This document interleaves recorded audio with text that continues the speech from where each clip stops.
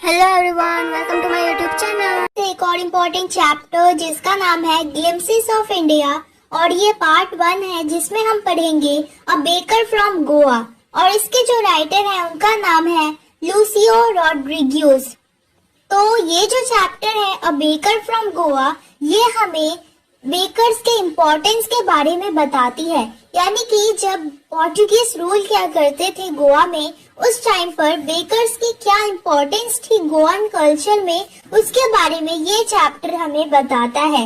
Portuguese भले ही आज गोवा में रूल नहीं करते हो, लेकिन जो ब्रेड मेकर्स है वो आज भी गोवा में है और वो अपने प्रोफेशन को आज भी गोवा में उतने ही एक्साइटमेंट और उतने ही इम्पोर्टेंस के साथ कैरी ऑन करते हैं।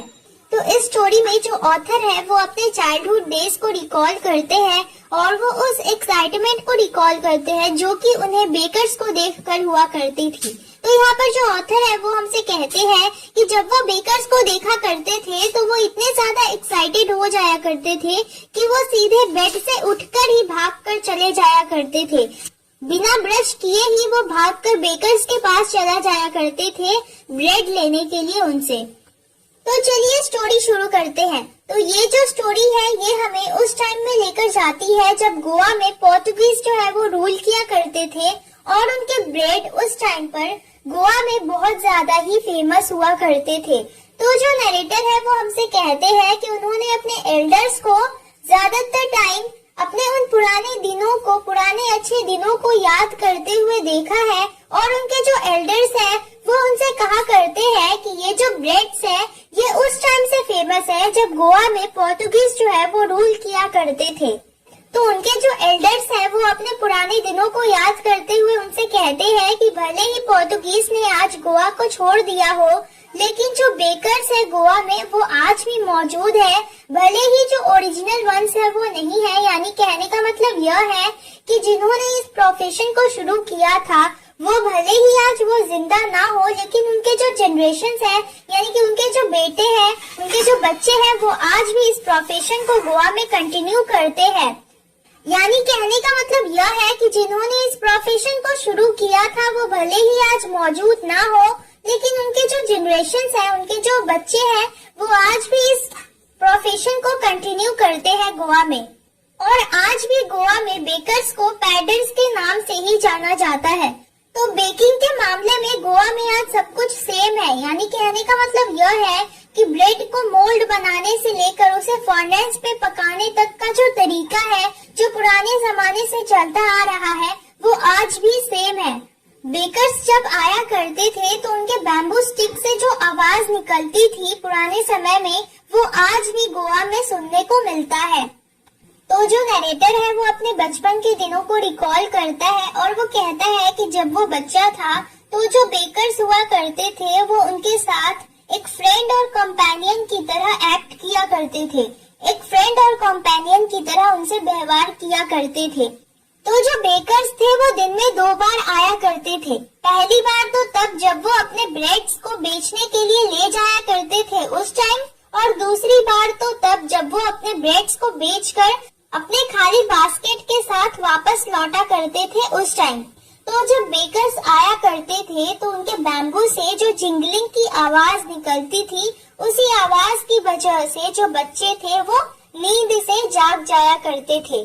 और जो बच्चे थे वो बेकर से मिलने के लिए इतने एक्साइटेड हुआ करते थे और उन ब्रेड्स को लेने के लिए वो बहुत ज्यादा ही एक्साइटेड हुआ करते थे जो बेकर स्पेशली उनके लिए लाया करते थे। और उन ब्रेड्स को बैंगल्स बोला जाता है या फिर कंकोन बोला जाता है। कंकोन जो ब्रेड्स था वो स्पेशली बच्चों के लिए वो बनाकर लाया करते थे जो कि रिंग शेप में हुआ करता था। तो जो ब्रेड बैंगल्स थे वो बच्चों के लिए हुआ करते थे और जो लोब्स थे, ब्रेड के लोब्स थे वो एडल्ट्स के लिए हुआ करते थे जिन्हें जो घर के सर्वेंट है वो कलेक्ट करने के लिए आया करते थे। और जो ब्रेड बैंगल्स थे वो बच्चों के लिए थे। तो जो बेकर्स थे वो एक म्यूजिकल एंट्री के साथ आया करते थे और उनके पास जो बैम्बू स्टिक थी उससे वो झंग झंग की आवाज करके आया करते थे। तो वो अपने एक हाथ से अपने हेड पर रखे बास्केट को सपोर्ट किया करते थे और अपने दूसरे हाथ से वो बैम्बू पकड़े हुए रहते थे, जिससे कि वो ग्राउंड में उसे ऐसे ठोक ठोक कर आवाज किया करते थे। तो वो घर इसको ग्रीट किया करते थे। उसके बाद वो ब्रेड के लोब्स को उन्हें दिया करते थे। तो जो पेरेंट्स थे वो अपने बच्चों को स्कोल्ड किया करते थे और उन्हें साइड में खड़े रहने के लिए कहा करते थे। लेकिन जो बच्चे थे वो इतने एक्साइटेड थे, इतने ईगर थे कि वो एक बेंच पर खड़े होकर या फिर एक दीवार पर खड़े होकर उस बास्केट में झांका करते थे। और जो बच्चे थे वो इन ब्रेड बैंगल्स को खाने से पहले अपने दांतों को ब्रश करना भी जरूरी नहीं समझते थे, क्योंकि उनके लिए ये एक अननेसेसरी एफर्ट था कि मैंगो ट्री से मैंगो लीव्स को प्लक करना, फिर उनके ब्रांचेस को तोड़ना और फिर उससे अपने दांतों को ब्रश करना। उनके लिए ये ब्रशिंग बहुत ज्यादा ही बेकार चीज थी, क्योंकि वो सोचते थे कि जो वो गर्म चाय पीते हैं वो उनके मुंह को, उनके दांतों को और उनके जो माउथ है उसको साफ कर ही देता है। और वो सोचते थे कि जो एनिमल्स होते हैं जैसे कि टाइगर, वो कभी भी ब्रश नहीं करते हैं, इसलिए वो ब्रशिंग को अननेसेसरी समझते थे और वो समझते थे कि ब्रश करना बहुत ही बेकार चीज होता है और ये जरूरी नहीं होता। तो ब्रेड जो है वो इम्पोर्टेंट पार्ट है गोवान कल्चर का और हर एक ओकेशन में ब्रेड की जरूरत पड़ती है। मैरिज गिफ्ट जो है वो मीनिंगलेस होते हैं स्वीट ब्रेड के बिना, जिन्हें बोल कहा जाता है। वैसे ही अगर किसी का एंगेजमेंट हो तो उसमें सैंडविचेस जो है वो बहुत ज्यादा ही इम्पोर्टेंट होते हैं। वैसे ही क्रिसमस में केक और बोलिनहास जो है वो बहुत ज्यादा ही इम्पोर्टेंट होते हैं। केक्स और बोलिनहास जो है वो बहुत ज्यादा ही इम्पोर्टेंट होते हैं क्रिसमस और बाकी सारे फेस्टिवल्स के लिए। तो इन सभी चीजों की वजह से बेकर्स का प्रेजेंस जो है विलेज में वो बहुत ज्यादा ही इम्पोर्टेंट हो जाता है। तो उस टाइम के जो बेकर या ब्रेड सेलर हुआ करते थे वो एक यूनिक सा ड्रेस पहना करते थे जिसे कबाई कहा जाता है। ये एक सिंगल पीस लॉन्ग फ्रॉक होता है जो कि नीज के नीचे तक जाता है, जो कि घुटनों के नीचे तक जाता है। तो अपने चाइल्डहुड डेज में जो नरेटर है उन्होंने बेकर्स को शर्ट और ट्राउजर्स पहनते हुए देखा है, और जो ट्राउजर्स हुआ करते थे, जो पैंट्स हुआ करते थे, वो फुल पैंट से थोड़ा छोटा हुआ करते थे लेंथ में, लेकिन जो हाफ पैंट होते हैं उनसे लेंथ में थोड़ा बड़ा हुआ करते थे।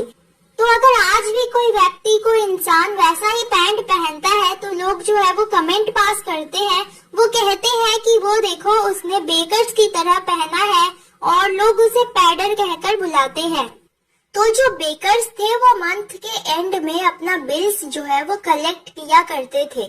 तो जो बेकर्स है वो अपना रिकॉर्ड जो है यानी कि जो पैसों का हिसाब किताब था वो दीवार पर किया करते थे पेंसिल से, और मंथ के एंड में, महीने के एंडिंग में वो अपना पैसा जो है वो सबसे कलेक्ट किया करते थे। बेकिंग जो है वो एक बहुत ही प्रॉफिटेबल प्रोफेशन था, और जो बेकर्स की फैमिली थी और जो वर्कर्स थे वो बहुत ज्यादा ही हैप्पी और जॉयफुल रहा करते थे। जो बेकर्स थे वो ज्यादातर फैट हुआ करते थे, जो कि प्रूव करता था कि उनके पास बहुत सारा खाना है, और ये भी प्रूव करता था कि वो लोग बहुत ज्यादा ही रिच है। यानी उनका जो फैट था वो उनके रिचनेस को प्रूव किया करता था कि वो लोग बहुत ज्यादा ही रिच है और उनके पास बहुत सारा खाना है। Even today, if a person is having jackfruit-like physical appearance, is easily compared to a baker. यानी कि आज भी अगर किसी पर्सन का अपीयरेंस जो है वो जैकफ्रूट की तरह होता है तो उसे बेकर के साथ कंपेयर किया जाता है। Thank you. Like, share and subscribe for more such animated videos.